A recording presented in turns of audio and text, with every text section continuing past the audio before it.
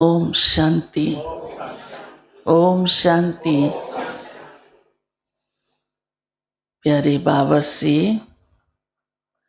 हम इस समय सच्ची सच्ची सत्यनारायण की कथा सुनते हैं, क्योंकि सुनाने वाला स्वयं सच्चा सच्चा सतगुरु है। तो वो सच्ची बात सुनाएगा, सिर्फ कथा ही नहीं सुनाएगा, लेकिन सच्ची बात सुना के हमें वैसा बनाता है। कथा तो आप भक्ति मार्ग में भी सुनते रहे, लेकिन कोई नारायण बना नहीं। हाँ, क्योंकि नारायण बनना कैसे वो कथा नहीं सुनी।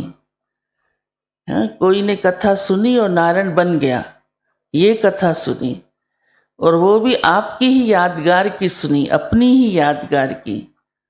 कि कोई तो ऐसा था जिसने सत्यनारायण की कथा सुनी और वो सुनते सुनते नारायण बन गया, पर वो कथा क्या थी? हाँ, इसलिए नारायण बना नहीं कोई। अब बाबा वो नारायण कौन बन गए, हम बच्चों को आकर के वो सच्चा राज सुनाते हैं कि वो कथा क्या थी, कि कैसे नारायण बनना है। तो वो सारी कथा रोज आप कौन सी सुन पाई? ठीक है, ये भी एक राज की बात है।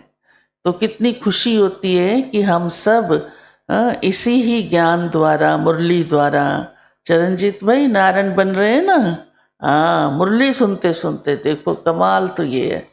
और कोई तो कमाल क्या की? हाँ, मुरली ने ही की ना कमाल, जो आपको नारायण बना रहे हैं। हाँ बाबा, हम बच्चों को ये सच्ची सच्ची बातें सुनाकर नारायण और लक्ष्मी बना रहे हैं। फिर बाबा ने कहा कि इस समय तुम पारस बुद्धि बनते हो, क्योंकि आपका 84वां जन्म है, तो माना लास्ट जन्म है। इस समय इस जन्म में कोई पाप नहीं करना। इस जन्म का पाप बड़ा भारी पड़ जाएगा, क्योंकि इस समय आप इग्नोरेंट नहीं हो। 63 जन्म आपको ज्ञान नहीं था, वो किए हुए पाप फिर भी भगवान माफ कर देता है, सारे नहीं। उसके लिए भी कहता है योग लगाओ तो विकर्म विनाश हो जाएंगे, पर अगर अभी किया तो उसका कड़ा हिसाब है, कड़ा हिसाब। क्योंकि अभी आप इग्नोरेंट नहीं हो, सियाने हो, नॉलेजफुल हो, पास्ट प्रेजेंट फ्यूचर समझ गए हो, आपका भविष्य आपके सामने है, लक्ष्य मिल गया, उस पर चल रहे हो, पढ़ाई कर रहे हो।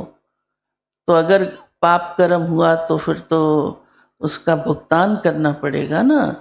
तो ये पक्का ध्यान रखना है, अब हमारे से कुछ भी गड़बड़ नहीं हो।